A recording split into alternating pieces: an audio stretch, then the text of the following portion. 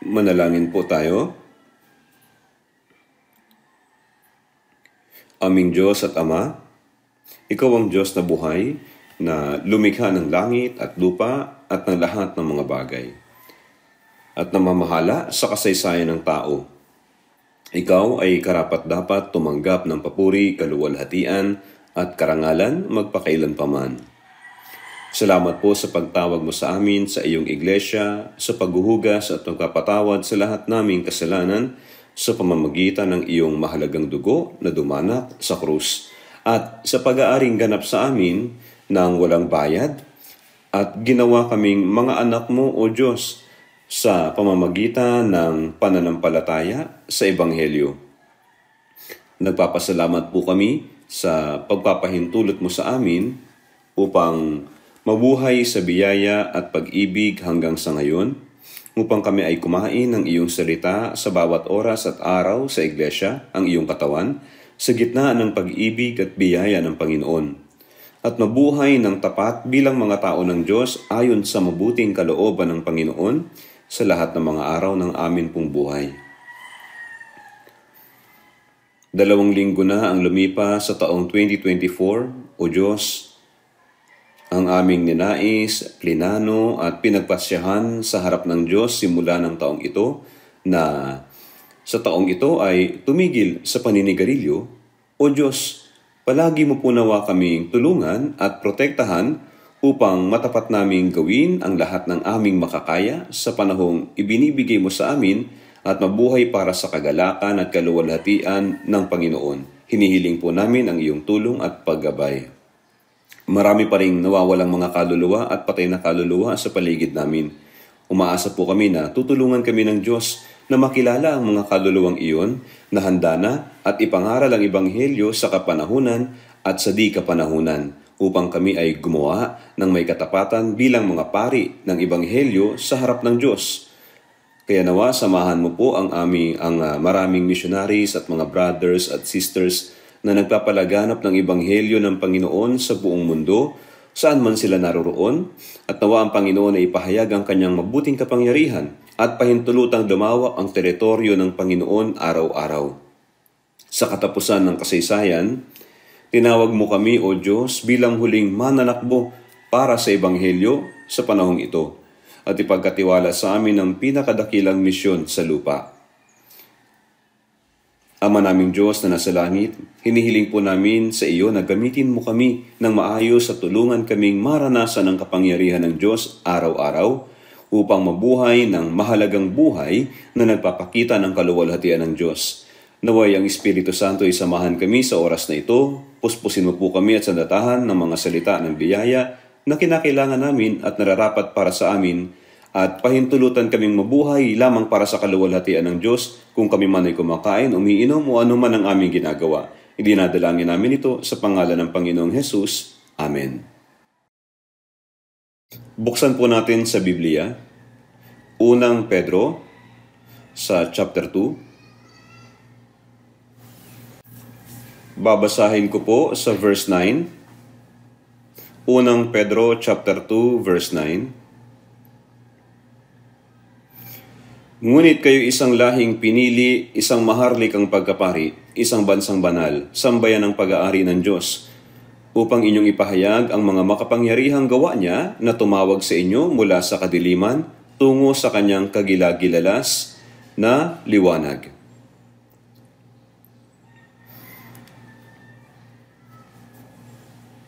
Mula noong nakaraang linggo, mula Lunes po hanggang ngayon, si Pastor Johan Ri ay nangangaral po ng Bible Seminar sa Gwangju Church. Dahil ang salita ng Diyos ay ipinapangaral hanggang ngayon, kaya ako po ang nandito sa halip na siya.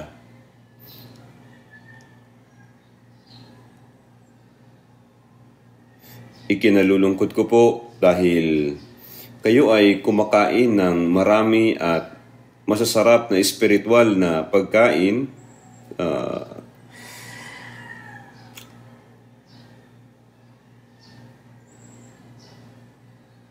tuwing Lord's Day po.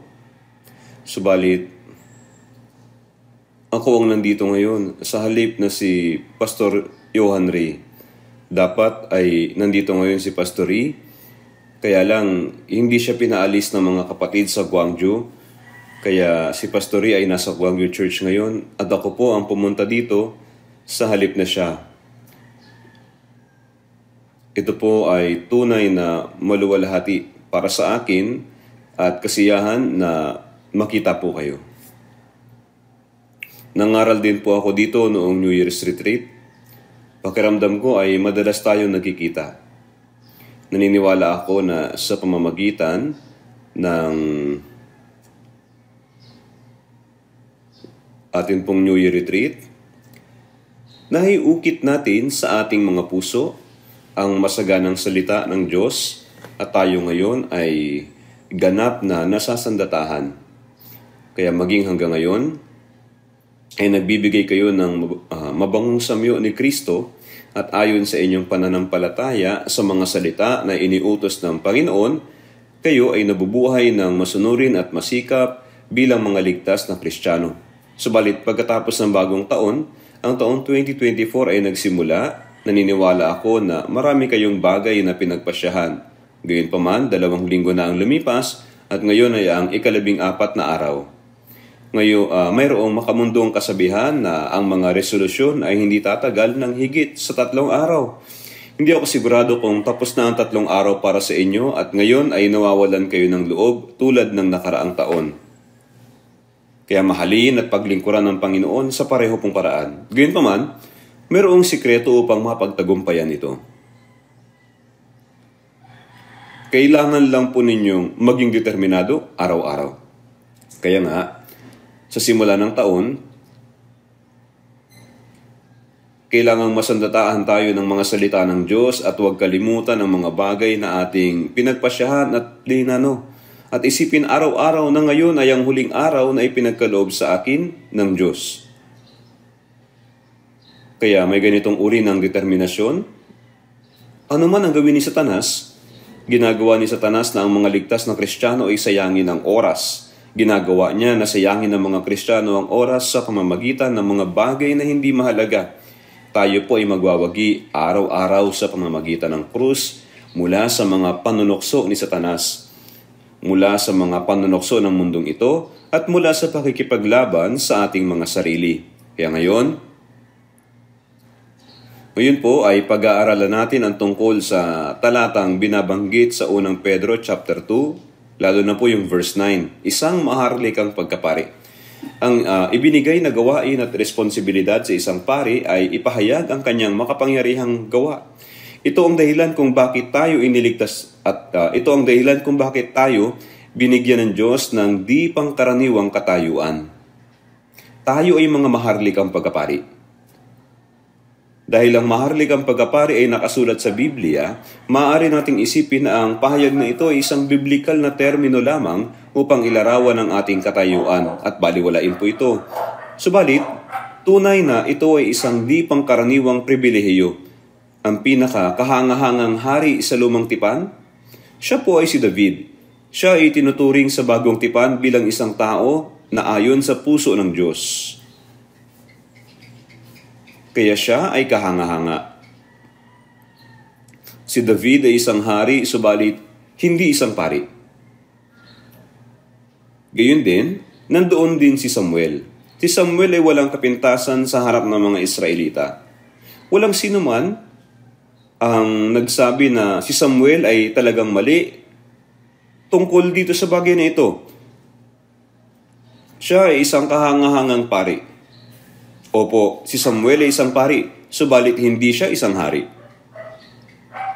Gayunpaman, mayroong isang hari sa Israel na nagnais na maging isang pari. Ito ay kasakiman. Sino po yun? Siya ay si Haring Uzzias. Si Haring Uzzias, siya ay pumasok sa templo at nag-alay sa loob ng templo. Hinadlangan siya ng mga pari. Gayunpaman, nagmatigas si Haring Uzzias at nag-alay ng mabangong samyo sa Panginoon. na tanging mga pari lamang ang dapat na gumawa.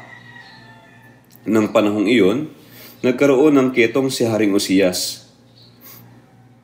Siya ay kinulong sa likod na silid ng kanyang palasyo sa buong buhay niya. At ang kanyang anak ang naghari kapalit niya, at sa kasamaang palad ay nabuhay siyang ketongin hanggang sa araw po ng kanyang kamatayan. Kaya bakit niya ginawa iyon? Siya ay isang hari, subalit ninais niya na maging pari. Gayunpaman, hindi ito kailanman maaaring mangyari. Subalit, ang nakakapagtaka, paano naman tayo? Tayo ay mga hari at mga pari.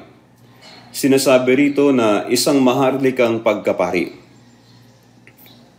Ito ay isinulat sa ilang mga chapters ng Biblia. Kaya tingnan po natin sa Apokalipsis chapter 1 sa verse 6.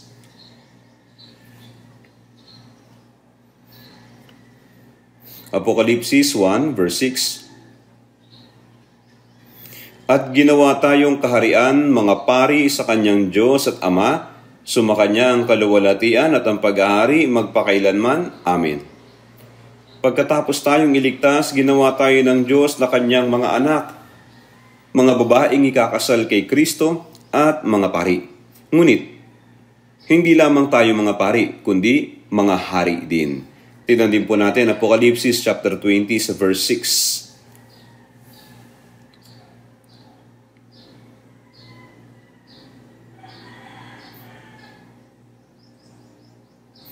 Babasahin ko po sa Apokalipsis chapter 20 sa verse 6. Mapalad at banal ang may bahagi sa unang pagkabuhay na muli. Sa mga ito'y walang kapangyarihan ang ikalawang kamatayan, kundi sila'y magiging mga pari ng Diyos at ni Kristo at maghaharing kasama niya sa loob ng 1,000 taon. Sino ang hari at siya ring pari sa Biblia? Ito ay si Jesus. Na dito po, siya ay si Melchizedek. Sa Lumang Tipan, sa Genesis chapter 14, si Melchizedek, isang hari ng Salem, ay nagbigay ng tinapay at alak kay Abraham. Siya ay larawan ni Jesucristo at nagtungo siya sa lugar ng digmaan. Binasbasan ni Melchizedek si Abraham at si Abraham ay nagbigay ng 10 bahagi ng mga nasamsam para doon sa pari na si Melchizedek. Kaya ngayon po, sino si Melchizedek? Siya ay larawan ni Jesus. Kaya kung babasahin po ninyo ang Hebreo chapter 7, ito ay si Jesus na siyang hari at pari. Hanapin muli natin Hebreo chapter 7.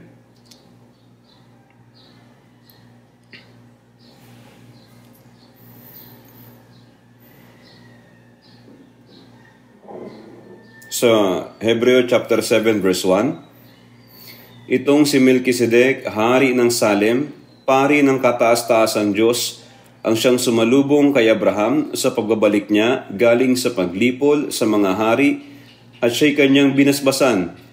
At sa kanya ibinahagi ni Abraham ang 10 bahagi ng lahat. Una, ang kahulugan ng kanyang pangalan ay hari ng katwiran.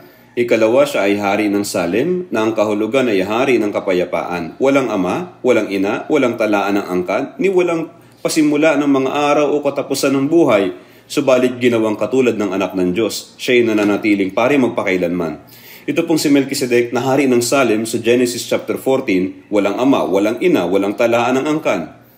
Siya ay biglang dumating ayon sa talatang ito. Sino po ba siya? Lahat ng mga pari sa panahon ng Lumang Tipan ay dapat nang mula sa lipi ng Levi.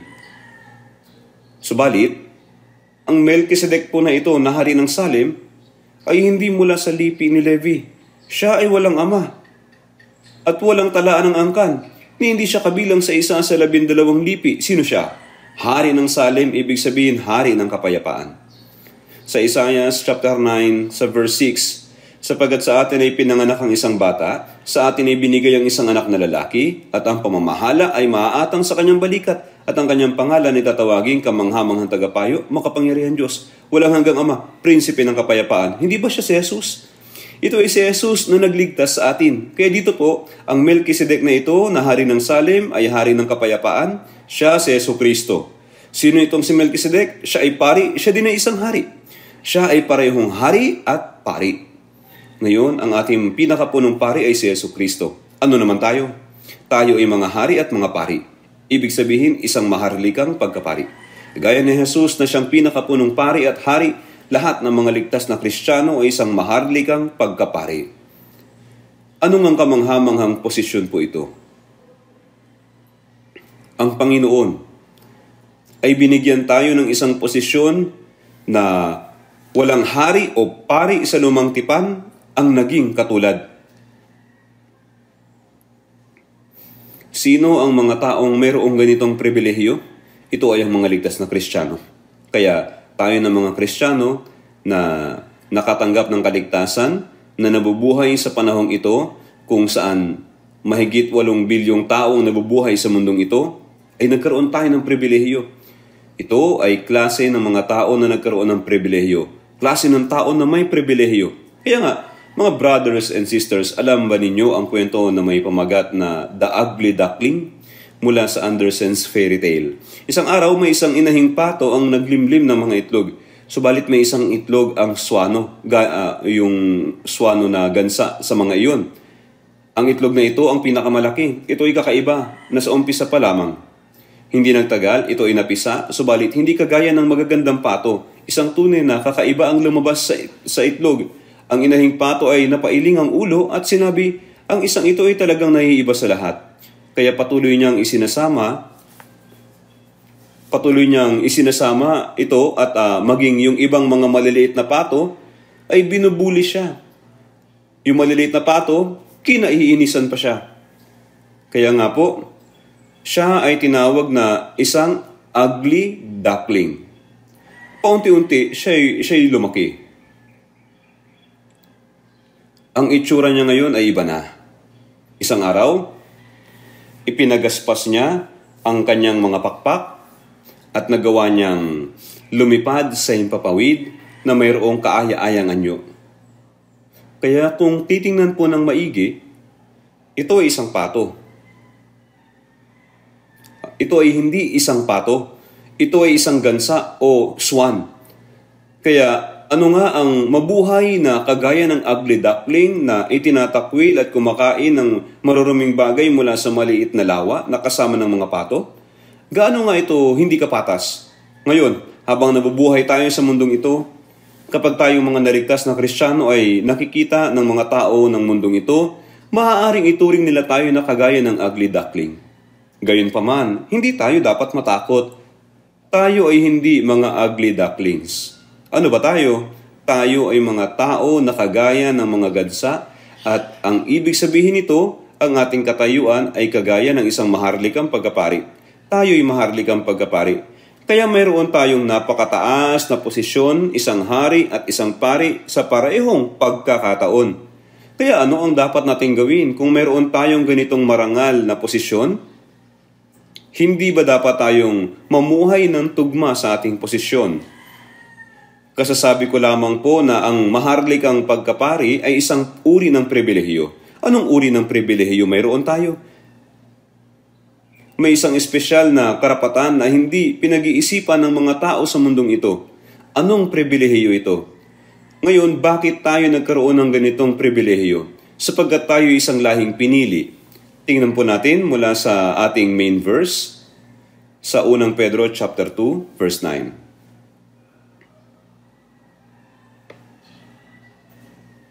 Verse 9, kayo ay isang lahing pinili. Sinasabi ng Biblia na kayo ay isang lahing pinili. Kayo ay isang lahing pinili. Tayo ay tinatawag sa pamamagitan ng Ebanghelyo at naging mga tao ng Diyos na nagkaroon ng buhay na walang hanggan at makakapunta na sa langit sa pamamagitan ng pananampalataya. Sa kabila ng mahigit 8 bilyong tao sa panahong ito, tayo'y katangi-tangi at mahalaga, na gaya ng isang ginto sa malawak na buhanginan sa dagat. Sa 8 bilyong katao, ilang mga ligtas na Kristiyano ang mayroon sa panahong ito? Magsikap kayong pumasok sa makipot na pintuan, sapagkat sinasabi ko sa inyo na marami ang magsisikap na pumasok at hindi makakapasok. Sa dinami-dami ng mga taong nabubuhay sa mundong ito, mayroong napakakaunting mga tao lamang ang mayroong pag-asa na magkaroon ng buhay na walang hanggan at makapasok sa langit kaysa sa mga taong wala nito. Munting kawan, sabi sa Lucas 12:32, nalalaman po ni Jesus ang lahat. Subalit tayo lamang ang napili mula sa karamihan. Siyempre, hindi ibig sabihin nito na ang bawat isa sa atin ay pinili dahil nakaplano na maligtas tayo. Ang Diyos ay itinalaga na ang pagtitipon na silang babaeng ikakasal kay Kristo. Kaparehas po ng Diyos at ng mga tao ng Diyos na mabubuhay magpasawalang hanggan sa langit bago pa man ang pasimula ng sanlibutan. Tingnan po natin sa Efeso sa chapter 1. Efeso chapter 1.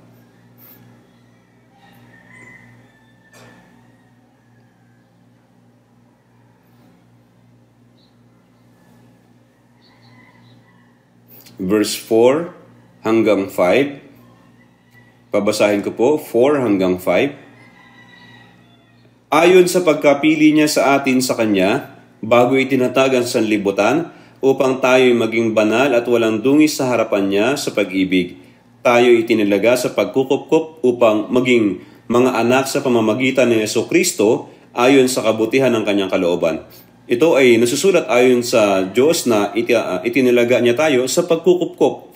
Itinilaga niya tayo sa pagkukupkup. Hindi ibig sabihin nito na itinilaga na tayo ng Diyos upang maligtas mula pa nang tayo ay panganak. Hindi po ganito. Ang ibig sabihin nito, itinilaga na ng Diyos ang pagtitipon na siyang banal na iglesia, na siyang katawan ng Panginoon, ang babaeng ikakasal kay Kristo. At ang mga tao ng Diyos na mabubuhay magpakailanman sa langit.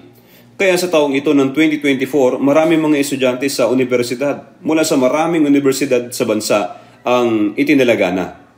Ako ay kasama na sa itinilagang pagtitipon.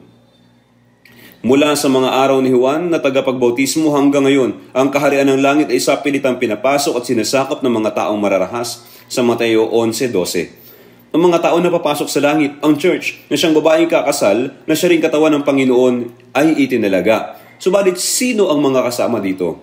Silang mga naligtas sa pamamagitan ng pananampalataya. Kaya mula sa araw ni Juan na tagapagbautismo, ang kaharian ng langit ay sapilitang pinapasok at sinasakop ng mga taong marahas.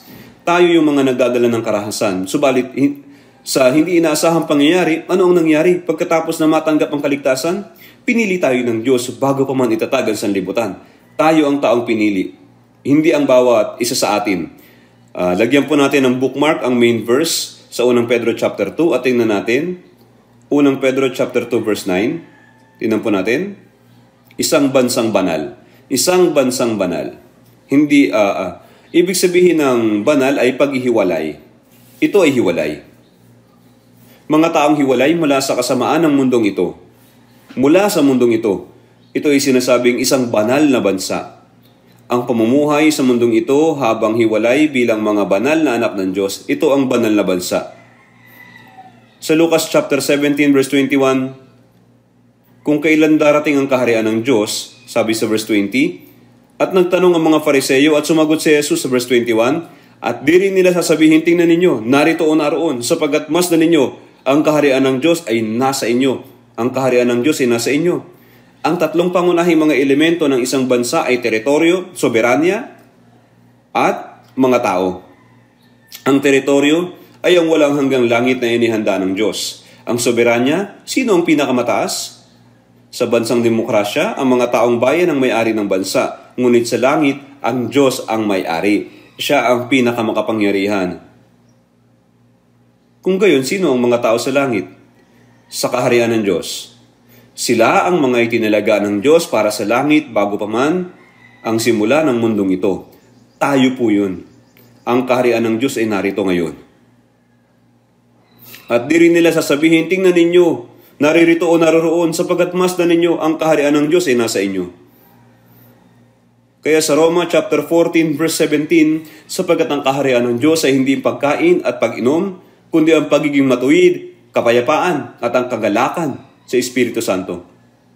Dito po, ang pagtitipon ng mga naligtas na Kristiyano kung saan ang Espiritu ng Diyos ay nananahan ay banal na pagtitipon. Ito po ay banal, kaya ang ating buhay ay dapat na maging katulad ng sinabi ng Diyos.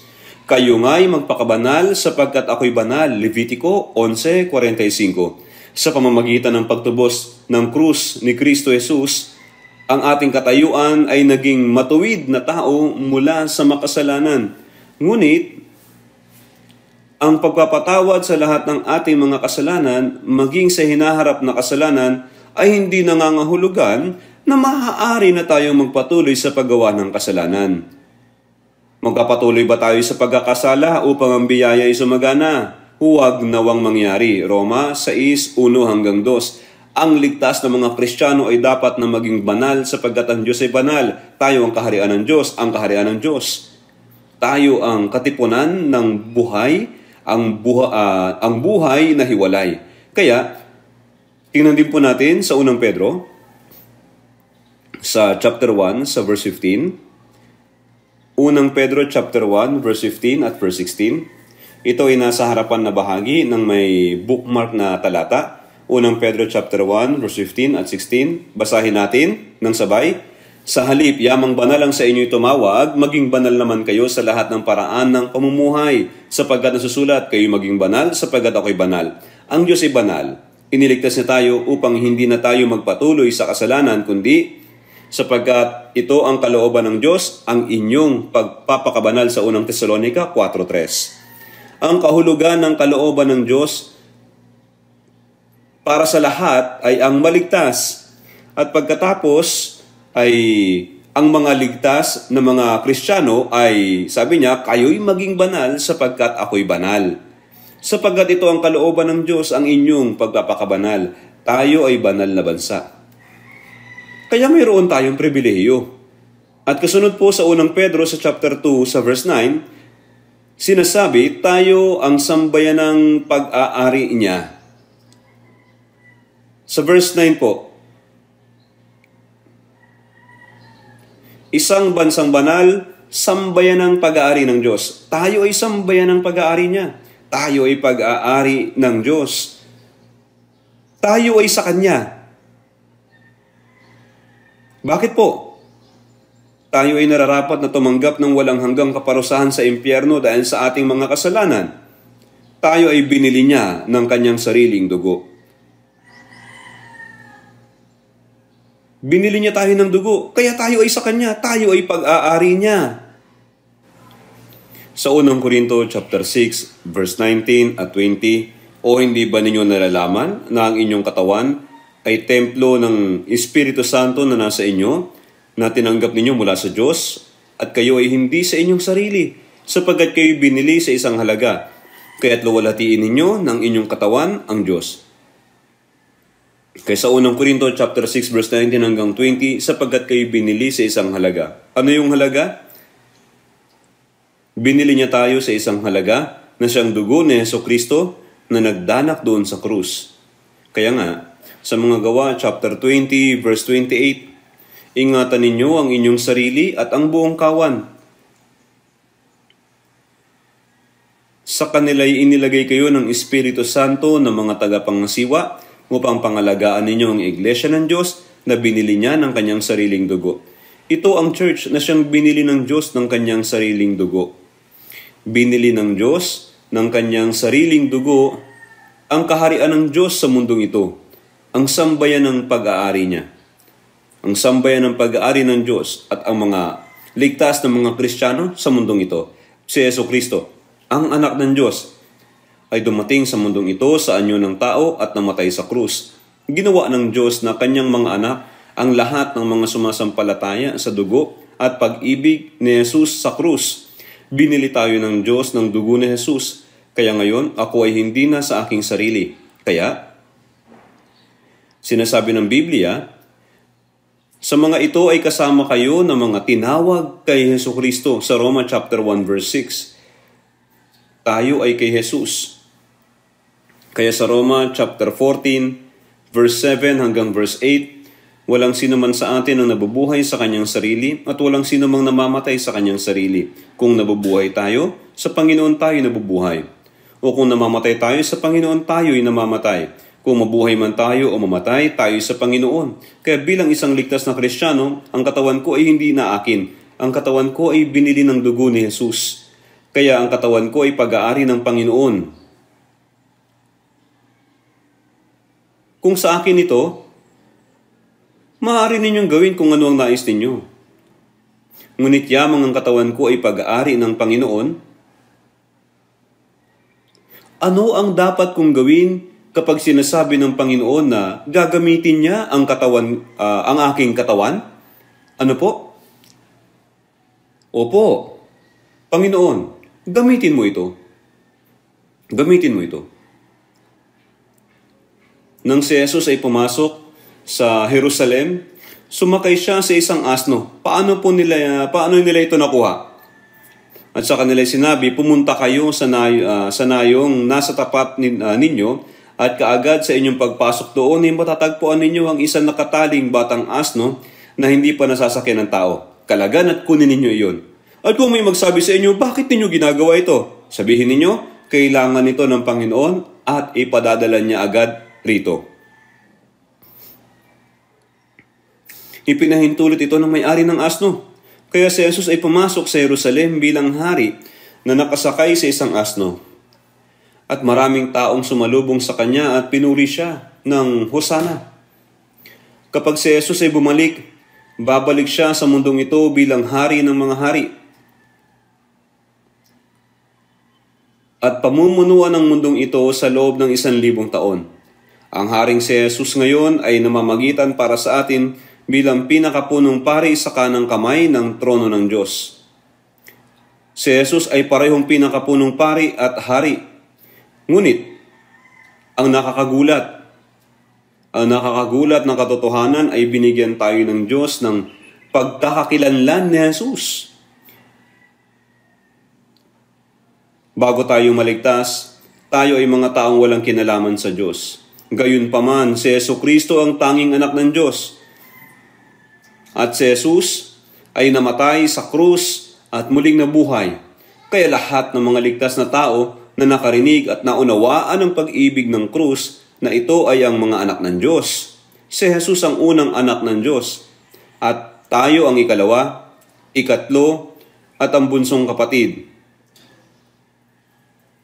Si Jesus ang panganay nating kapatid.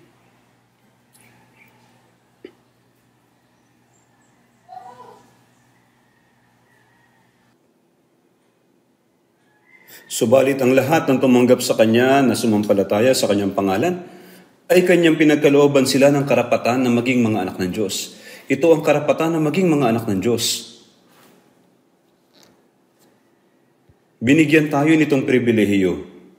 Kapag tayo ay nabuhay na may kaisipan na ang mga bagay na mayroon tayo ay hindi sa atin kundi sa Panginoon, makakapamuhay tayo sa mundong ito bilang mga pari at mga hari na nag-aalay ng isang banal na handog na buhay sa Panginoon. Mayroon tayo nitong pribilehiyo. Anong uri ng pribilehiyo? Makakalapit po tayo ng direkta sa Diyos. Sa lumang tipan, ang pinakapunong pari ay pumapatay ng isang kordero at pumapasok sa dakong kabanal-banalan dala ang dugo. At nananalangin siya sa Diyos para patawarin ang mga kasalanan ng mga Israelita. Ngunit, nang si Jesus ay pumarito sa mundong ito at namatay sa krus, ang tabing ng santuaryo ay napunit mula sa itaas pababa. Kaya, kahit na walang mga pari mula sa inapo ni Aaron, ang pinakapunong pari, makakalapit tayo sa Diyos ng direkta. Mayroon tayo nitong hindi kapanipaniwalang pribilehiyo. Gayunpaman, ang Diyos ay hindi nakikinig sa mga panalangin ng mga hindi ligtas na tao. Hindi.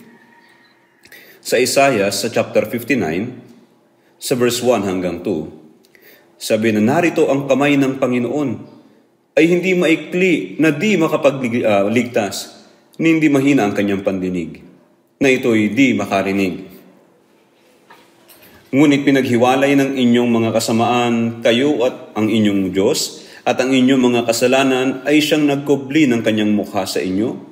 Ano pat siya'y hindi nakikinig? Siya'y hindi nakikinig. Ang may papanalangin lamang ng isang makasalanan ay, ako ay isang makasalanan, pakiusap, iligtas mo ako. Ang tanging may papanalangin lamang ng isang makasalanan ay panalangin ng pagsisisi. Gayunpaman, sino mang naligtas ay makakalapit sa harapan ng trono ng biyaya at makakapanalangin ng direkta sa Diyos. Tanging ang mga ligtas na mga Kristiyano lamang ang may pribilehiyo na sumamba sa Diyos at mag-alay ng mga handog sa Diyos.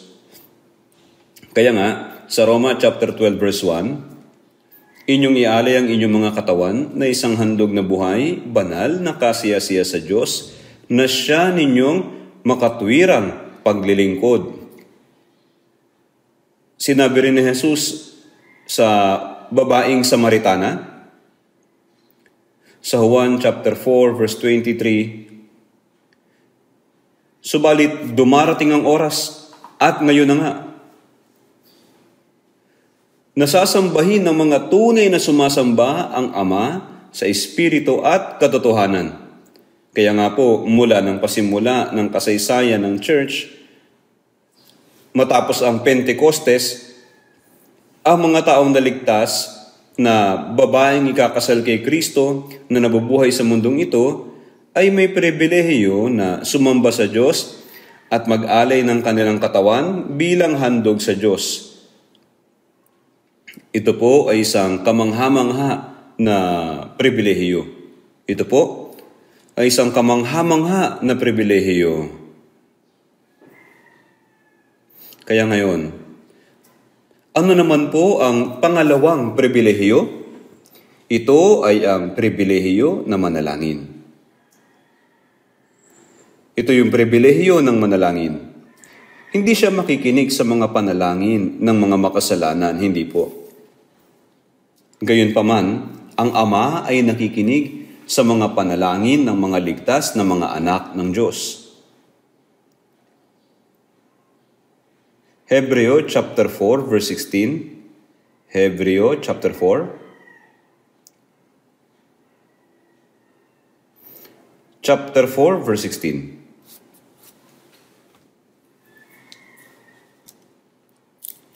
Basahin po natin. Kaya't lumapit tayong may katapangan sa trono ng biyaya upang tayo'y tumanggap ng awa at makatagpo ng biyaya na makakatulong sa panahon ng pangangailangan. Ito'y biyaya na tayo ay naligtas. Ngunit pagkatapos nating maligtas, lahat ng ating ginagawa bilang mga Kristiyano na naglilingkod sa Panginoon ng may kagalakan at pasasalamat sa araw-araw, ito ay biyaya din. Ang katotohanan na ako ay nakaupo dito sa sandaling ito bilang isang ligtas na Kristiyano ay isang biyaya din. Biyaya din ang nagbigay sa atin ng panahon, pagkakataon at kalusugan para mabuhay para sa Panginoon ngayong taong 2024. Biyaya na sinundan pa ng ibang biyaya. Siya ay nagdadagdag ng higit na biyaya pagkatapos ng biyaya ng kaligtasan. Ako'y pumarito upang sila'y magkaroon ng buhay at magkaroon ito ng may kasaganaan. Ibig sabihin, binigyan niya tayo ng buhay na walang hanggan at hinayaan niya tayong mabuhay sa biyaya ng Panginoon sa pamamagitan ng masaganang gawain ng buhay. Dapat tayong lumapit sa trono ng biyaya. Upang makarating doon, ano ang dapat nating gawin? Ang Diyos ay hindi nagbibigay sa hindi po humihingi. Kaya humingi, humanap, tumuktok. Ang ligtas na Kristiyano ay dapat humingi, humanap at tumuktok sa harapan ng trono ng Diyos, ng biyaya ng Diyos. Ano po iyon? Kayo'y wala sapagkat hindi kayo humihingi. Kayo'y humihingi at hindi tumatanggap sapagkat humihingi kayo sa masamang dahilan upang gugulin ninyo sa inyong mga kalayawan. Parang ganito, upang ang isang ligtas na Kristiyano ay mamuhay sa masaganang biyaya, dapat siyang pumunta sa trono ng biyaya. Iyon po ay panalangin. Hindi ito tungkol sa paghiling sa Diyos na gawin ang aking makakaya, kung ano ang hindi ko magawa. Kung ano ang hindi ko magawa sa sarili kong lakas, kung ano ang magagawa ng makapangyarihang Diyos. Kailangan natin pumunta sa trono ng biyaya at magtanong, ano ang dapat nating gawin? Kaya may pribilehiyo tayong manalangin. Tingnan natin sa unang Juan, chapter 5. Unang Juan, chapter 5, verse 14 hanggang verse 15. Unang Juan chapter 5 verse 14 to 15, basahin natin lahat. Ito ang ating kapanatagan sa Kanya na kung tayo'y humingi ng anumang bagay na ayon sa Kanyang kalooban, tayo ay pinapakinggan niya. At kung ating nalalaman na tayo ay pinapakinggan niya sa anumang ating hingiin, nalalaman natin na natanggap natin ang mga kahilingang hinihingi natin sa Kanya. Kaya dito po anumang ating hingiin. Anong ibig sabihin nito? Kapag nananalangin ako para sa pagnanasa ng aking laman, hindi para sa sarili kong pakinabang, kundi para sa pagnanasa ng aking laman, ang sagot ng Diyos ay hindi. Sinasagot ng Diyos ang panalangin. Ang sagot po ay hindi sinasagot ng Diyos ang panalangin iyon. Sa Juan chapter 14, meron tayong pribilehiyo na gawin ang panalangin po na ito. Juan chapter 14, verse 13 hanggang verse 14. Juan chapter 14, verse 13 to 14. Basahin natin. At anumang hingin ninyo sa aking pangalan ay aking gagawin, upang ang Ama ay maluwalhati sa Anak. Kung kayo'y humingi ng anuman sa pangalan ko, ay gagawin ko. Kung kayo'y humingi ng anuman sa pangalan ko, ay gagawin ko. Opo. Kaninong pangalan? Ito ay ang pangalan ni Jesucristo na nagligtas sa atin. Kaya kapag tayo nananalangin tayo sa pangalan ni Jesucristo na nagligtas sa atin. Nananalangin tayo sa pangalan ni Jesus na nagligtas sa atin. Opo, kapag tayo ay nananalangin ng ganito, kapag tayo ay nananalangin sa pangalan ni Jesus, gagawin po ito ng Diyos. Ito'y parang tseke na may pirma ni Jesus. Parang tseke, may pirma po ni Jesus. Gayunpaman, ang mga hindi ligtas na tao ay walang ganitong pribilehiyo. Meron kaming pribilehiyong iyon. Si Jesus na masagana ay tumalikod sa lahat ng mataas at matayog na trono at naparito sa mundong ito sa anyo ng isang hamak na tao. Bakit naging mahirap ang isang saganang tao at naparito sa lupa? Ito ay para tayo ay sumagana. Ang Diyos Ama, ang lumikha ng langit at lupa at ng lahat ng bagay ay ang Panginoon ng lahat ng bagay. Ang termino po na Panginoon ng lahat ng bagay ay nangangahulugan na ang may-ari na namamahala sa lahat ng bagay. Siya ang may hawak ng lahat. Mayroon bang kasing yaman ng Diyos? Gayunpaman tayong mga anak ng tayo'y mga anak ng mayamang Diyos. Subalit bakit naghihirap ang ligtas na Kristiyano? Hindi po tungkol sa pisikal na mga bagay lamang. Bakit po? Dahil hindi sila humihingi. Mayaman po ang Diyos. Ngunit kanino nagbibigay ang Diyos? Nagbibigay siya sa mga humihingi, naghahanap at tumutoktok. May pribilehiyo po tayo na gawin ito. Kung gayon, bakit tayo naghihirap? Dahil hindi tayo humihingi. Hindi natin ginagamit ang pribilehiyong iyon para tayo po ay humingi. May pribilehiyo tayong manalangin. Pangatlo po, anong uring pribilehiyo po ang mayroon tayo? Sa pangatlo po, maharlikang pagkapari. Ibig sabihin, isang hari ay may ganong mga karapatan at pribilehiyo. Tama po, tayo po ay mga maharlikang pagkapari. Lahat naman siguro nakikita natin na ang mga matataas na posisyon at matataas na tao ay kumikilos na may mga bodyguard. Tama po? Kahit saan man pumunta ang presidente, ang pinakamakapangyarihang tao sa ating bansa, napapaligiran siya ng mga taong hindi man mapansin kung sino ang bodyguard niya o hindi. Pinapalibutan nila siya, pinoprotektahan mula sa ibang tao. Gayunpaman, para sa atin, mas maraming bodyguards kaysa bodyguard para sa Korean president ang nagpoprotekta sa mga naligtas na mga Kristiyano. Iniingatan tayo ng Panginoon sa pamamagitan ng mga hindi nakikitang mga anghel.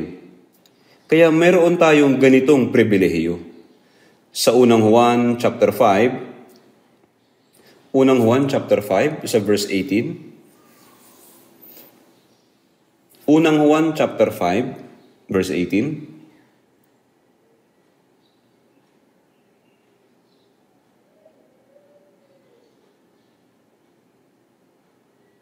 Unang Juan chapter 5 verse 18. Verse 18, basahin po natin ng sabay. Alam natin na ang sino mang ipinanganak ng Diyos ay hindi patuloy na nagkakasala. Subalit ang ipinanganak ng Diyos ay nag-iingat sa kanyang sarili at hindi siya ginagalaw ng masama. Paano ito? Nangangahulugan ito na iniingatan tayo ng Diyos mula sa anumang uri ng mga krisis. Tayo ay nasa ilalim ng mas tiyak na pagbabantay kaysa sa mga VIP sa mundong ito. Mayroon tayong ganitong pribilehiyo. Tayo ay mga maharlikang pagkapari. Opo, tayo mga ganitong taong may pribilehiyo, di ba? Opo, mayroon tayo. Gayunpaman, mayroon tayong hindi lamang pribilehiyo, kundi responsibilidad at obligasyon. Responsibilidad at obligasyon. Mga kapatid, may salitang noblis oblig. Ito ay obligasyon para sa isang marangal na tao. Obligasyon ng isang maharlika ang higit nilang ibahagi sa mga taong hindi nila katulad. May mataas na posisyon at maraming bagay. Ganito din ang pribilehiyo po natin. Pagkatapos, ano pong ating gagawin? Binigyan tayo ng Diyos ng posisyon bilang pari. Ano ba itong pari? Si Jesus ang pinakapunong pari. At ibinigay ang kanyang katawan bilang handog doon sa krus. Isa itong sakripisyo. Ito ay ang handog bilang alay. Meron pong handog na sinusunog. Handog pang kapayapaan, handog para sa budhing may sala, handog pang kasalanan. Ang 5 alay bilang handog, butil na handog din meron. Ang butil na handog ay hindi inihahandog ng butil lamang. Ang butil na iyon ay dapat gilingin para maging durog na parang harina. Yung dating anyo ay dapat na mawala. Ito ang anyo ng buhay ni Jesus na dumating at nabuhay sa laman sa loob ng 33 years. Walang dungis, ito ay piling harina. Ang ating buhay ay kaparehas din. Ito ang ating buhay na handog bilang pari. Alam po nating lahat ang Juan chapter 12 verse 24. Sa chapter 12 verse 24, katotohanang sinasabi ko sa inyo, maliban na ang butil ng trigo ay mahulog sa lupa at mamatay. Ito ay mananatiling nag-iisa. Ngunit kung ito ay mamatay, ay nagbubunga ng marami. Kaya ang trigo ay dapat mamatay upang maglabas ng bunga, tanging sa pamamagitan ng sakripisyo. Ang iba ay may papanganak na muli sa pamamagitan ko. Kaya sa Colosas 1:24, ngayon nagagalak ako sa aking pagtitiis alang-alang sa inyo at sa aking laman ay pinupunan ko ang kakulangan sa mga paghihirap ni Kristo alang-alang sa kanyang katawan na siyang iglesia. Kaya ang kamanghamanghang pag-ibig ni Jesucristo na nagbuhos ng kanyang dugo sa krus ay hindi nangyari sa sarili nitong paraan. Kailangan ng sakripisyo sa bahagi ng nagsugo sa kanya. Iyon ang misyon ng pari. Mayroon tayong obligasyon. Kaya gaya po ng binanggit ko kanina sa Roma chapter 12 verse 1, inyong ialay ang inyong mga katawan na isang handog na buhay, banal, nakasiya-siya sa Diyos. Ibig sabihin ay mamatay. Gaano karaming mga iglesia ang naipanganak at gaano karaming mga tawang naligtas sa pamamagitan po ni Pablo? Ngunit si Pablo, ano ang kanyang buhay mismo? Sa mga gawa 20:24, ngunit hindi ko itinuturing ang aking buhay na mahalaga sa aking sarili upang maganap ko lamang ang aking katungkulan at ang ministeryong tinanggap ko sa Panginoong Hesus na magpatotoo sa magandang balita ng biyaya ng Diyos. Sa unang Korinto 15:31, isang pagmamapuri na aking ginagawa kay Kristo Jesus na ating Panginoon. Ano po iyon na kanyang pinagmamapuri? Ako'y namamatay araw-araw, sabi niya. Sinabi din ni Jesus sa Mateo chapter 10 verse 38 na ang hindi nagpapasa ng kanyang krus at sumunod sa akin ay hindi karapat-dapat sa akin. Bilang mga alagad ni Jesus, kailangan nating sumunod sa kanyang mga hakbang. Paano tayo mabubuhay na sinusundan ang mga naging hakbang niya? Kailangan mong pasanin ang iyong krus. Ang krus ay sakripisyo. Hindi kumikilos ang Diyos sa mga taong ayaw at hindi bukal na magsakripisyo. Sa pamamagitan ng krus, pinatawad ng Diyos ang mga kasalanan ng mundong ito at tayo naligtas sa pamamagitan ng pag-aalay ng krus na iyon. Kaya nga, inyong ialay ang inyong mga katawan na isang handog na buhay, banal, nakasiya-siya sa Diyos. Kaya ngayon, upang maipaabot ang ebanghelyong ito sa iba, dapat kong ialay bilang isang handog na buhay ang aking sarili. Nalulugod ang Diyos dito. Nabanggit ko po ito noong winter retreat, na sa lahat ng mga handog sa lumang tipan, mayroong isa na katanggap-tanggap sa Diyos. Isang mabangong samyo at nakakalugod sa Diyos. Ito isang handog na susunugin sa Levitico chapter 1. Ang handog para sa kasalanan ay isang handog pang kasalanan. Isang alay para sa kasalanan ng mga tao. Galit ang Diyos sa kasalanan. Nang kunin ni Jesus ang mga kasalanan ng sangkatauhan at naging handog para sa kasalanan at handog pang kasalanan sa krus, tinalikuran siya ng Diyos. Kaya sabi ni Jesus, Eli, Eli, lama sabachthani. Iyon ay Diyos ko, bakit mo ako pinabayaan? Pinabayaan siya ng Diyos. Iniwan ng Diyos Ama, ang Diyos Anak, si Jesucristo. Nang siya'y namatay sa krus bilang handog para sa kasalanan, handog pang kasalanan. Ang krus na Jesus ay sumasaklaw sa lahat ng bagay. Ang handog na sinusunog, mga handog pang kapayapaan, mga handog para sa kasalanan, at mga handog pang kasalanan. Sa halamanan po ng Getsemani, sinabi ni Jesus, sa Mateo chapter 26 verse 39, ang kanyang panalangin, lumampas sana sa akin ang kopang ito. Pero upang magawa ang kalooban ng Ama, kailangan mamatay ni Jesus sa krus. Ang kalooban ng Ama ang uunahin, ang kalooban ng Ama. Hebreo 10 verse 7, narito, ako'y dumating upang gawin ang iyong kalooban, O Diyos, upang mamatay. Yun nga isang handog na sinusunog.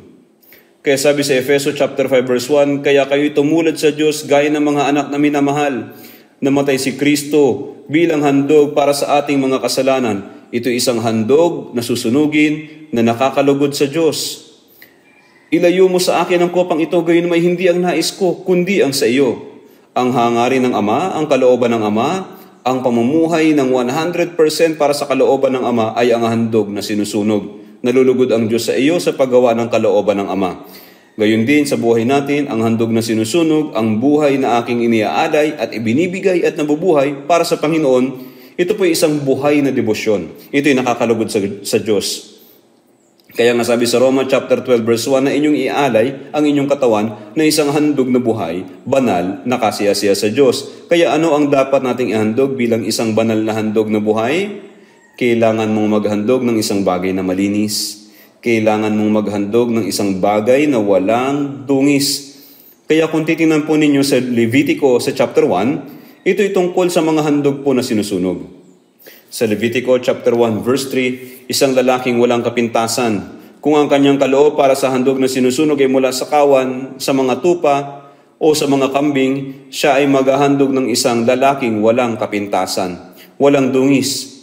Kaya bilang mga Kristiyanong ipinanganak na muli, dapat nating gugulin ang natitira nating buhay sa ganap na pagtatalaga na inihahandog ang ating sarili sa Diyos bilang banal na handog.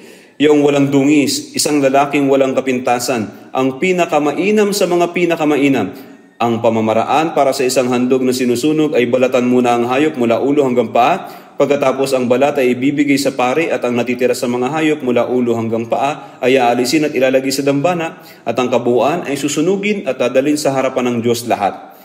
Tayo ay binili ng Diyos sa pamamagitan ng kanyang dugo. Hindi niya hinihingi ang isang bahagi ng buhay natin, hinihingi niya ang lahat sa atin. Kung ibibigay ko ba sa kanya ang lahat ng ito? Mawawalan ba ako ng pera? Abay, hindi po. Hinihingi ng Diyos ang lahat sa atin, sa akin. At binibigyan ako ng Diyos ng isang bagay na higit na mabuti kaysa lahat ng nasa akin. Alam niyo, malapit ang dumating ang Panginoon. Isipin mong haharap ka sa Panginoon. Namumuhay kaya ako bilang isang handog na buhay, nag-aalay ng matuwid na handog na sinusunog at kalugod-lugod sa Diyos?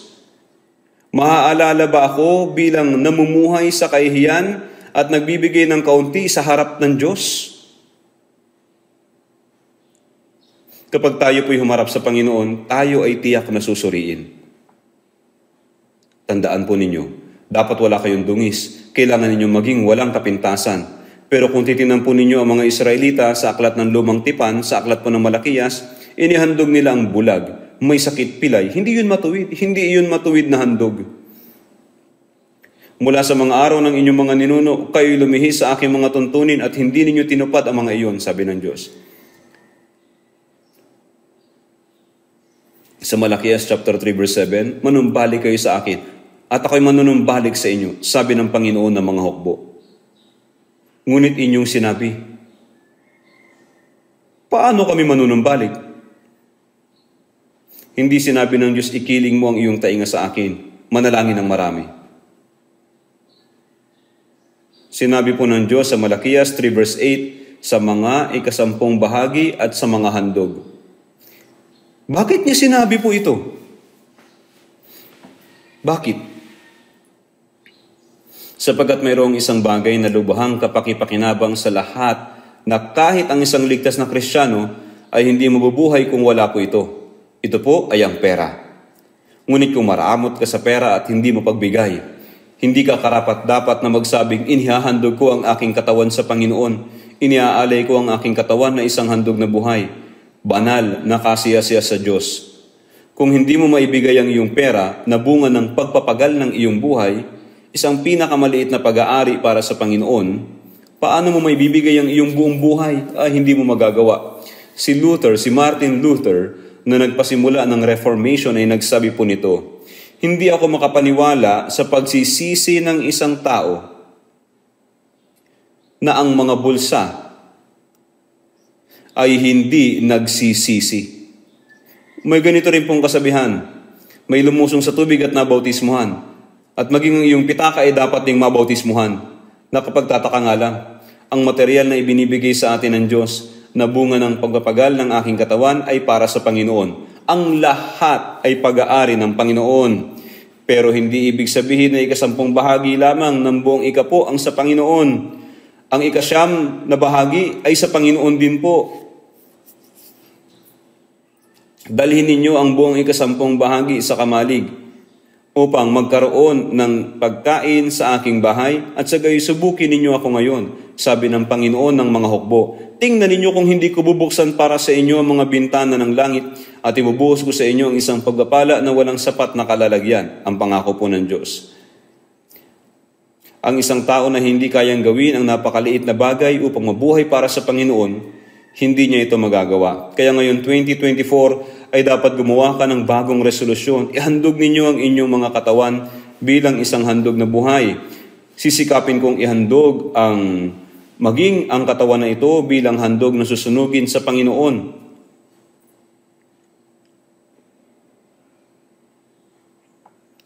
Pero kung hindi ko maihahandog ng maayos kahit ang pinakamaliit na material na bunga ng pagkapagal ng aking katawan, ang mga salitang ihahandog ko ang aking katawan sa Panginoon ay maaaring kasinungalingan.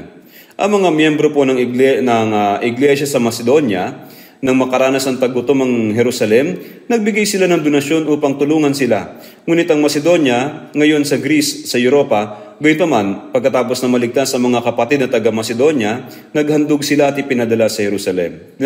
Tingnan po natin sa 2 Korinto, chapter 8.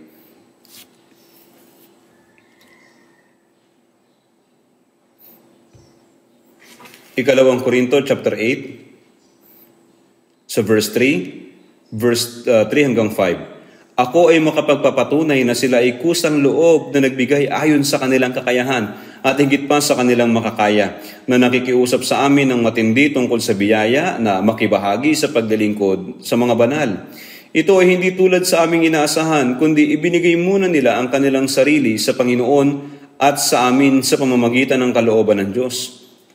Oo, O Diyos, ito ang aking katawan, ang aking buhay na binili sa halaga ng iyong dugo, Panginoon, at ito hindi na sa akin, ito'y kay Jesucristo na Panginoon. Ngunit ang kayamanan na nagmumula sa katawang ito, pinakamaliit na bagay, inihahandog natin ang ating katawan at hindi natin kayang ibigay yung ibang bagay? Talagang mahirap lang ang mga banal na nasa Macedonia. Kahit na nasa matinding kahirapan, nagbigay sila ng mga donasyon ng higit sa kanilang kakayahan upang magamit sila sa pagsasakatuparan ng mabuting kalooban ng Panginoon. Kilala po ng lahat yung babaeng balo ng Sarepta, tama po? Ang propeta po na si Elias ay pumunta sa bahay ng balo ng Sarepta. Siya isang mahirap na tao. Namulot siya ng ilang sanga, gumawa ng tinapay, kinain ito, at ngayon malapit nang mamatay ang kanyang anak. Ngunit pagkatapos ay sinabi niya, "Anong mayroon sa iyo?" "Oo, mayroon akong kaunting mga harina at ilang langis." Ito na yung natitira sa kanya. Kaya sabi niya, "Ako'y walang nalutong anuman, tanging isang dakot na harina sa tapayan at kaunting langis sa banga. At ngayon ako'y namumulot ng ilang patpat upang ako'y makauwi at ihanda ko iyon para sa akin at sa aking anak upang aming makain iyon bago kami mamatay." Bakit? Dahil wala siya makain. Ngunit ano ang sinabi ni Propeta Elias na sinabi niya sa balo ng Sarepta? "Ngunit igawa mo muna ako ng munting tinapay, pagkatapos ay dalhin mo rito sa akin, at saka ka gumawa para sa iyo at sa iyong anak." Kung gagawin niya ang tinapay at ibibigay kay Propeta Elias, ang balo ng Sarepta at ang anak na ito ay wala nang makakain. Tapos bigla nagpakita ang propeta ng Diyos para kunin iyon at sinabing, "Dalhin mo muna ito sa akin." Ngunit paano itong balo ng Sarepta? Ginawa niya ang tinapay at ibinigay muna ito kay Elias na propeta ng Diyos. Ito po yung sinasabi.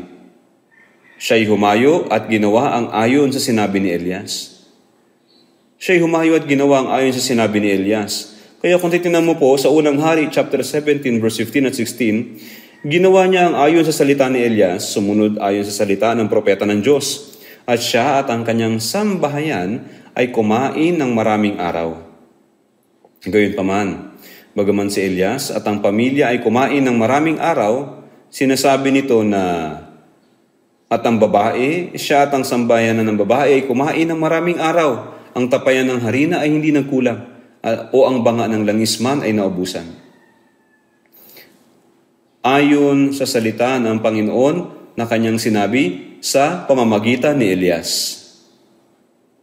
Kung hindi niya sinunod ang mga salita ng propeta at hindi muna ibinigay ito, namatay sana siya sa gutom pagkatapos kumuha ng isang dakot na harina.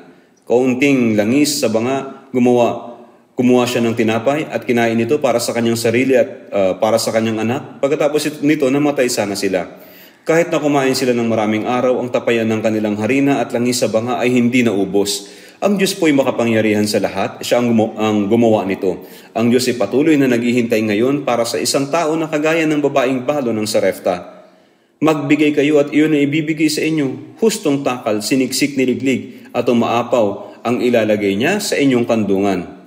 Ito ang salita na ang Panginoon mismo ang nangako. Maraming mga ganitong talata sa Biblia. Napakarami po. Gayunpaman, mayroong mga taong hindi makapagbigay ng lahat ng bagay sa Diyos at sa halip, dinadaya ang Diyos. Kaya nagdurusa ng kawalan. Kaya mga kapatid, sa mga Gawa chapter 5, si Ananias at Safira, ang ibang mga kapatid po ay nagbenta ng kanilang bukid at iniharap ito sa mga apostol. Kaya ang Jerusalem po ay nasa ilalim ng pagkakubkob at ito na ang katapusan. Kaya nagbahagi po sila sa isa't isa. Nagtipon-tipon sila sa templo araw-araw upang manalangin at magpuri at ang bilang ng mga naliligtas ay nadaragdagan araw-araw. Kaya ng panahong iyon, naroon si Ananias at saka si Safira sa sinaunang iglesia. Ang Ananias at Safira po na ito, dinaya nila ang Diyos at namatay sila. Namatay po silang mag-asawa. Ito na ba ang lahat? Lahat ng salapi mula sa ibinentang bukid? Sabi, oo, iyan na ang lahat. Kaya si Ananias ang una nagsinungaling at namatay sa lugar po na iyon. Binuhat siya ng mga kabinataan at inilabas upang ilibing. Gayunman, si Safira, ang asawa niya, ay nagpakita sa lugar na iyon pagkatapos na hindi nalalaman ang mga bagay na ito. Ito na ba ang halaga ng pinagbentahan ng bukid? Opo, ayan na nga. Ang mag-asawa ay nangako. Tapos ay nagsinungaling sila. Namatay din siya sa parehong lugar. Binuhat at palabas upang ilibing. Kaya nga, sa Mateo chapter 19, meron pong isang napakayamang binata na nagpunta kay Jesus. Kaya sabi sa verse 20, sinabi sa kanya ng kabataang lalaki, sinunod ko na ang lahat ng mga ito, ano pa ang kulang sa akin? Isang bagay ang kulang sa iyo, humayo ka, ipagbili mo ang lahat at ibigay mo ang salapi sa dukha at magkakaroon ka ng kayamanan sa langit at pumarito ka at sumunod ka sa akin. Ngunit anong uri ang binatang mayaman? Sapagat siya'y napakayaman. Umalis siyang nalulungkot. Walang binanggit pa tungkol sa binatang mayaman na bumalik muli kay Jesus, nakinig muli ng salita at naligtas. Umalis po siya. Mas madali pa sa isang kamelyo ang dumaan sa butas ng isang karayom kaysa sa isang mayaman ang pumasok sa kaharian ng Diyos. Kung gayon, sino kaya ang madiligtas? Sa mga tao ito ay hindi maaaring mangyari. Ngunit sa Diyos, ang lahat ng mga bagay ay maaaring mangyari. Ang binatang mayaman po na iyon ay hindi maibigay ng buo ang kanyang sarili. Siyempre po, ito ay bago maligtas. Kaya opo, buong puso ko nang ipinagkakatiwala ang buhay ko sa Panginoon. Ang ligtas ng Kristiyano ay dapat na mas higit pang may magawa para sa Panginoon. Itong handog na sinusunog ay ginagawa sa pamamagitan ng paghiwa, kada pulgada nito mula ulo hanggang paa, sinusunog lahat sa dambana ng handog na sinusunog at iniaalay ito sa Diyos. Ito yung matupok, masunog. Ano po ang kahulugan nito? Ito po ang pagdurusa at sakripisyo. Ito ay nagiging mabangong samyo sa harapan ng Diyos. Nais po ng Diyos ang buhay ko. Lahat ng tungkol sa akin. Kaya opo, lahat ng mayroon ako ay sa Panginoon. Hindi ko alam kung ilang oras pa ang natitira sa akin. Ngunit mabubuhay ako para sa Panginoon.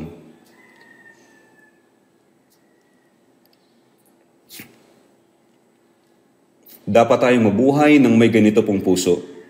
Kapag nagtungo na ako sa harapan ng Panginoon, naibigay ko ba ang lahat sa akin? O naglingkod ako sa Panginoon na may kuripot na puso? Malinaw po na ang pagsusuri ay mag-iiba. Ngayon, mayroon pong ganitong kwento. Mayroon 3 magkakapatid na nakatira sa isang bansa. Nag-iwan ng pamana ang ama sa kanyang 3 mga anak. Ibinigay ng ama sa panganay na anak ang isang teleskopyo na makakakita ng napakalayo. Para sa pangalawang anak, ibinigay niya ang lumilipad na carpet bilang regalo. Kahit saan niya gusto ay makakapunta siya. Ibinigay niya naman sa kanyang pangatlong anak ang isang mansanas na makapagpapagaling ng anumang sakit kung kakainin ito. Isang araw, ang panganay na anak ay may nakitang patalastas na nakasabit sa palasyo sa pamamagitan po ng teleskopyo. Ang nakasulat doon ay, may sakit ang prinsesa at malapit nang mamatay. Sinabi ng hari sa pamamagitan ng patalastas, sino mang makapagpapagaling sa aking prinsesa ay magiging manugang ko at ipapasa ko sa kanya ang trono ng bansang ito. Napakalaking gantimpala po nito. Sinabi ng panganay na anak sa kanyang 2 nakababatang kapatid, mayroong ganitong patalastas. Mayroong ganitong patalastas, sabi nung nakatatandang kapatid, tara pumunta tayo. Paano ako makakapunta doon? Sumakay tayo sa carpet. Kung ganoon, paano mapapagaling ang sakit niya? Sinabi ng bunsong kapatid, mayroon akong mansanas na makapagpapagaling ng lahat ng sakit. Kaya tara na. Kaya ang 3 magkakapatid na ito ay nagtungo sa palasyo na nakasakay sa carpet. Nakita nila ang prinsesa at ibinigay sa kanya ang mansanas na nakapagpapagaling ng anumang sakit. Kinain ng prinsesa ang mansanas at siya ay nakaligtas at maayos na ang kalusugan. Gaya ng ipinangako ng hari, kailangan niya na ngayong ipasa ang trono at magtalaga ng manugang. Ngunit nag-alala po yung hari. Gayunman, ang bawat isa sa 3 magkakapatid na ito ay nangarap na mapangasawa po yung prinsesa, kaya nag-alala po yung hari. Sino ang magiging manugang ng hari at tagapagmana ng trono? Ang pinakabata po. Ang panganay at pangalawang anak ay tumayo sa harapan ng hari at nagtanong, bakit hindi ako? Bakit hindi ako? Sinabi sa kanila ng hari ang kanyang pagsusuri. Ang panganay na anak, ang teleskopyo na ibinigay sa kanya ng kanyang ama ay hindi nawala. Nandiyan pa rin ito. nandiyan pa rin. At ang carpet ng pangalawang anak, ang carpet ay naroroon pa rin naman. Gayunman, ang bunsong anak, ang mansanas na minana niya sa kanyang ama, ito ay kinain ng prinsesa at wala na ito ngayon. Ibinigay niya ang nararapat. Ibinigay niya ang lahat sa prinsesa. Kaya marahil po tayo ay susuriin ng ganito kapag tumayo tayo sa harapan ng Diyos. Ilang bahagi ng aking buhay, lahat ng mayroon ako, nagsakripisyo ba ako sa harapan ng Panginoon? At sinabi po sa Biblia na ang handog na sinusunog ay tutupukin lahat. Ang handog na sinusunog ay mawawala lahat at iaalay ito sa Panginoon. At pagkatapos, sinabi na ito ay naging mabangong samyo sa harapan ng Panginoon. Anong bagay itong sinusunog? Ito ay ang ating pagdurusa at sakripisyo. Tingnan po natin sa Roma chapter 8 verse 17. Roma chapter 8 verse 17.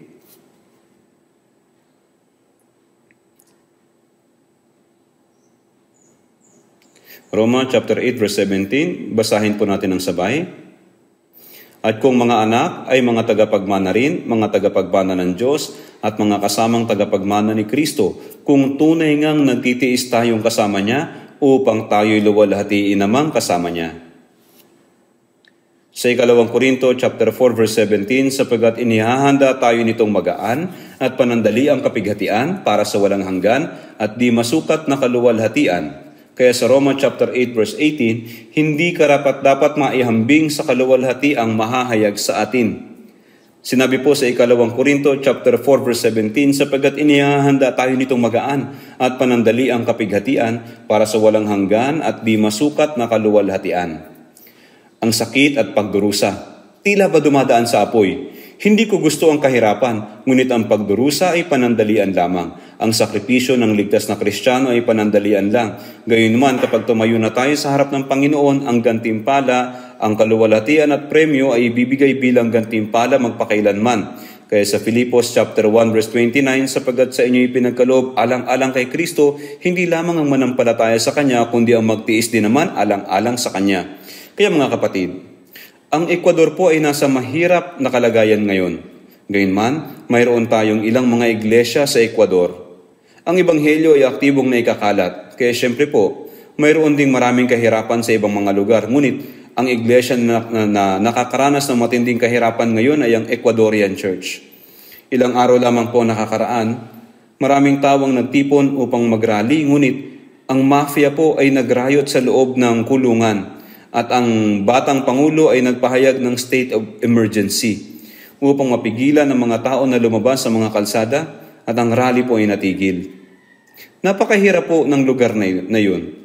Gayunman, ilang dekada na ang nakakaraan, ang mga batang Amerikanong misyonaryo na nagtungo upang ipangaral ang ebanghelyo sa Auca, Indian tribe, sakay ng maliit na eroplano, ay namatay sa pamamagitan ng hinagis nilang mga sibat. Isa sa mga namatay noon ay si Jim Elliot.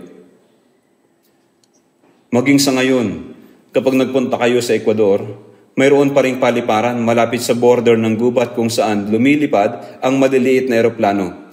Ang bahay kung saan isinugo si Jim Elliot upang mangaral ay naroroon pa rin. Ngunit si Jim Elliot ay namatay nang nasa kabataan pa. Nagtapos siya na may parangal sa Wheaton College sa Chicago. Kaya napagpasyahan na siya ay magiging professor. Ngunit, tinanggihan niya ito. Sinabi ni Jim Elliot, magtutungo ako sa Ecuador. Ang isang hindi pa naaabot na grupo ng mga tao na hindi pa alam ang ebanghelyo at hindi pa naipangaral ang ebanghelyo. Nagpasya po siya na itapon ang lahat ng makamundong kayamanan at kasikatan at nabuhay para sa Panginoon at para sa ebanghelyo. At siya ay nagtungo sa Ecuador kasama ang kanyang asawa at isang anak. Gayunman, nang nagtungo siya sa Ecuador, ay sinibat hanggang mamatay ng tribo ng mga Auca Indian sa Ecuador. Nang namatay siya, sinabi ng American media, kawalan ito para sa bansa na namatay bilang isang misyonaryo sa batang edad. Kaya nagkaroon ng kaguluhan. Ngunit ng panahong iyon, isang reporter para sa isang Christian magazine ay sinabi sa asawa ni Jim Elliot, sa ang lupalop maaaring mangyari ang ganitong trahedya. Pampalubag loob na sinabi ng reporter ang asawa niya. Pagkatapos ay sinabi ng asawa ni Jim Elliot ang ganito, pakiusap, huwag kang magsabi ng ganyan. Isang trahedya? Ang asawa ko ay nagtungo doon para sa layuning ito. Nagtungo siya sa lupaing iyon upang ibigay ang kanyang buhay. Nagprotesta siya at pinakita sa reporter ang notes na isinulat ng kanyang asawa na ginamit niya habang nag-aaral sa Wheaton College. Anong parte ang ipinakita niya sa reporter? Ano po? Ganito po ang nakasulat. Ito po ang isinulat ni Jim Elliot sa kanyang notebook na gaya ng isang diary habang nag-aaral siya sa Wheaton College. O Diyos, hindi ako humihingi ng mahabang buhay. Umaasa ako ng buhay ko ay magamit upang matupad ang kalooban ng Panginoon. Panginoon, pakiusap, sunugin mo ako sa apoy. Si Jim Elliot ay inihandog sa Diyos sa murang edad bilang isang handog na sinusunog na nakakalugod sa Diyos. Kaya sa mahigit 2,000 taong kasaysayan ng Kristyanismo, halos 70 milyon na mga martir ang naging produkto po nito. Bakit sila namatay? Kapag ipinangaral ko itong ebanghelyo, ang mga makasalanan na nakatakda na mapunta sa impyerno ay magiging matuwid. Mayroon silang pag-asa ng langit. Kaya hindi nila mapigilan na sabihin po ito. At paano sila sasampalataya sa Kanya na hindi nila napakinggan? At paano sila makikinig kung walang mangangaral? Sinasabi po natin ito. Maraming tao po ang namatay habang ipinapangaral ang ebanghelyo. Ang Panginoon na namatay doon sa krus. At sa aking laman ay pinupunan ko ang kakulangan sa mga paghihirap ni Kristo alang-alang sa kanyang katawan na siyang iglesia. Pareho rin po kay Apostol Pablo. Kailangan nating gugulin ang taong ito ng 2024 na may ganitong kaisipan. Ang taong ito ay maaaring huling taon na para sa iba. At maaaring ito na ang huling taon sa ating lahat.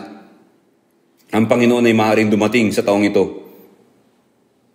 Subalit inaakala ko na ang Panginoon ay dadating noong nakaraang taon. Subalit hindi siya dumating noong nakaraang taon.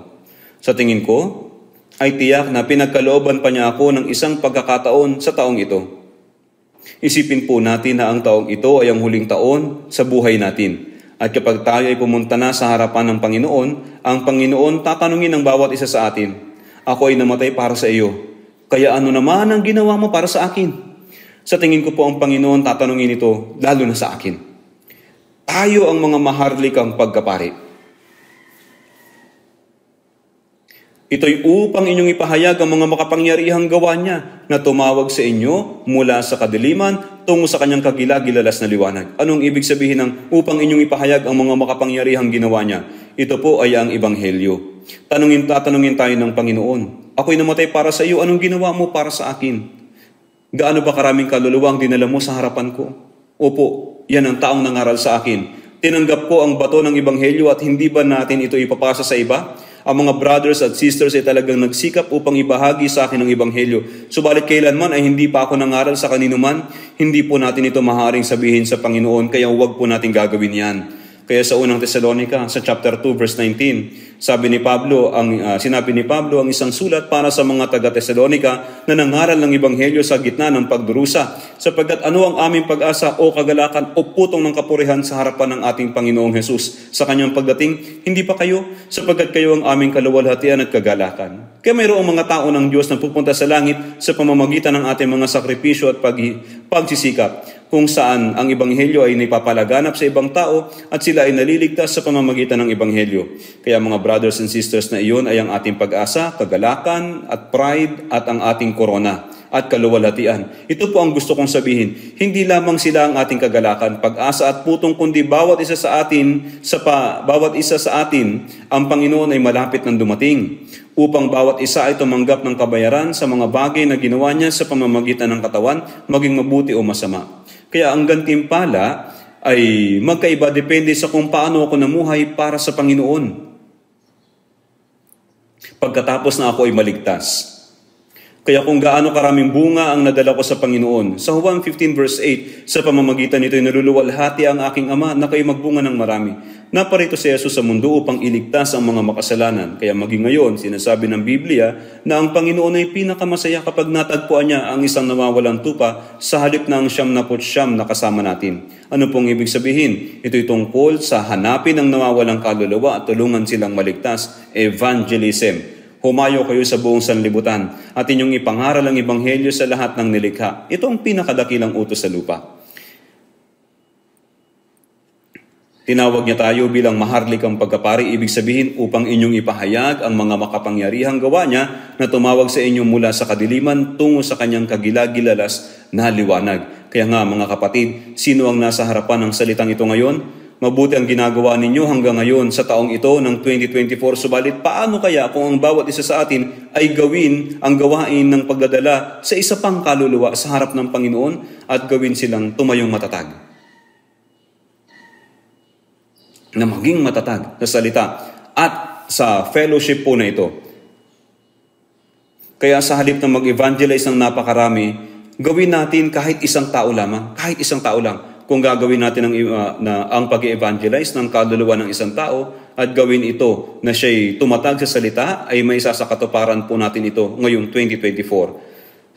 Sabihin po natin na 5,000 katawang naririto sa Seoul Central Church. Hindi ko po alam kung ang pagkakataong ito ay pagkakaloob sa atin sa susunod na taon. Subalit sa susunod na taon ng winter retreat, magkakaroon ng 10,000 miyembro ng Seoul Central Church. Mangyayari po ito. Bakit po ganyan ang mukha ninyo? Mahirap po ba yun? Anong mahirap doon? Kung ang isang tao ay mag-evangelize ng isa, manalangin kayo at subukan ninyo. Ang goal ng church natin ay magkaroon ng 50 hanggang 100 na taong ligtas at gawin siyang matatag sa fellowship sa taong ito. Ang goal na ito ay parang mahirap. 100 tao po. Subalit isang tao lamang po. Isang tao lang. Sila na mga nag-evangelize ng higit sa isang tao ay maaaring tulungan ng ibang mga mananampalataya sa halip na mag-evangelize ng 2 tao. Kaya ang bawat isa ay kailangan mag-evangelize ng isang tao. Maaari po ba natin itong gawin? Ay, subukan po natin. At kapag ako ay tumayo sa harapan ng Panginoon, sasabihin ng Panginoon, magaling, mabuti at tapat na alipin. Nawa tayong lahat ay maging karapat-dapat na tumanggap ng ganitong papuri, karangalan, pagkilala at kaluwalhatian. Nawa, lahat po tayo makatanggap ng ganito. Manalangin na po tayo. Aming buhay na Diyos at Ama na sagana sa pag-ibig at biyaya, nagpapasalamat po kami na ang Panginoon ay nagdanak ng kanyang dugo at namatay doon sa krus para sa amin na namuhay na walang pag-asa at hinugasan ang lahat naming mga kasalanan at iniligtas po kami. Ngayon, pinatawad mo kami, O Diyos, sa pamamagitan ng iyong mahalagang dugo, kaya pakiusap, hayaan po kaming mabuhay sa nalalabi naming buhay, hindi para sa sarili namin, hindi para sa kapakanan namin, kundi para sa iyo, Panginoon, na namatay at muling nabuhay para sa amin. Nalalaman po namin ang dahilan, O Diyos, na ginawa mo kaming maharlikang pagkapari. Ito ay sa layunin na ipahayag ang iyong makapangyarihang mga gawa. Sa pamamagitan ng pagpapalaganap ng Ebanghelyong ito, sa pamamagitan ng bawat isa sa amin, pakiusap, gamitin mo po ang bawat isa sa amin sa maayos na paraan upang ang isang tao ay maaaring manumbalik sa Panginoon sa taong ito. Pakiusap, tulungan mo po kaming lahat na makapagbigay ng kagalakan at kaluwalhatian sa Ama sa pamamagitan ng masaganang bunga. Pakiusap, hayaan mo po na ang kaharian ng Diyos na plinano ng Diyos ng una pa, bago ang paglikha ng sanlibutan, ay mapalawak ang nasasakupan nito sa pamamagitan po namin. Ipahintulot mo po ito. Idinadalangin po namin ito sa pangalan ng Panginoong Hesukristo na sa amin ay nagmamahal. Amen.